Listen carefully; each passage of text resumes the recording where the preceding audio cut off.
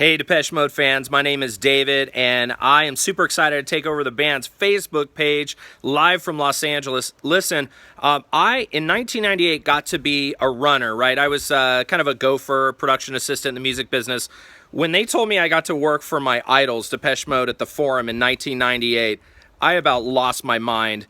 It was a magical night. I got to meet the band. I got my picture taken with Martin. It was so incredible. I got to hang out with these guys. You know, that's me, about 30 pounds lighter. But I'll tell you, when they were leaving the gig, okay, they couldn't fit in their limo. Dave had gotten in and they had family members and publicists, but Martin was kind of looking around and they didn't have a car.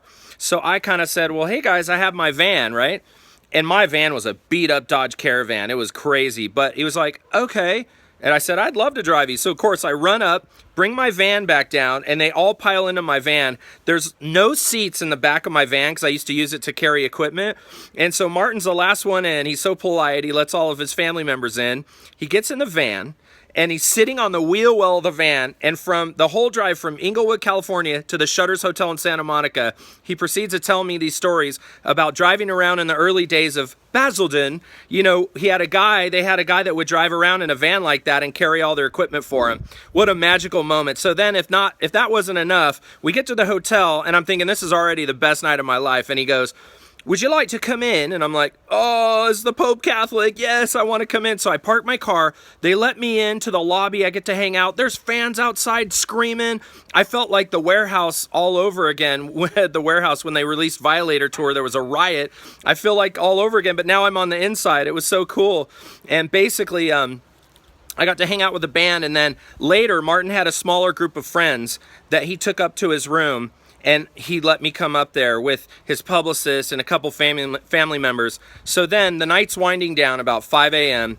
I've gotten to talk to Martin about religion, about songs, about his upbringing, and the role that music and Christianity and religion and things have played in his songwriting. It's the most magical night of my life. And then he says, would you like to be our guest at the next show in Anaheim, California at the Pond? And I'm like, oh yes, please, I would love that. So I go as a personal guest of the band 2 nights later. My seats happen to be right next to Martin's wife and his daughter Viva. And I'm looking over watching Viva sing the songs that her dad wrote. And when they got to Somebody, I lost it. I just was bawling watching his little precious daughter Viva sing the songs to Somebody.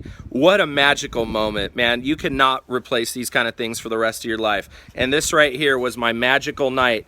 It was such an incredible night to be able to meet the band and hang out with them. And obviously, as a Depeche Mode fan, we're fans for life.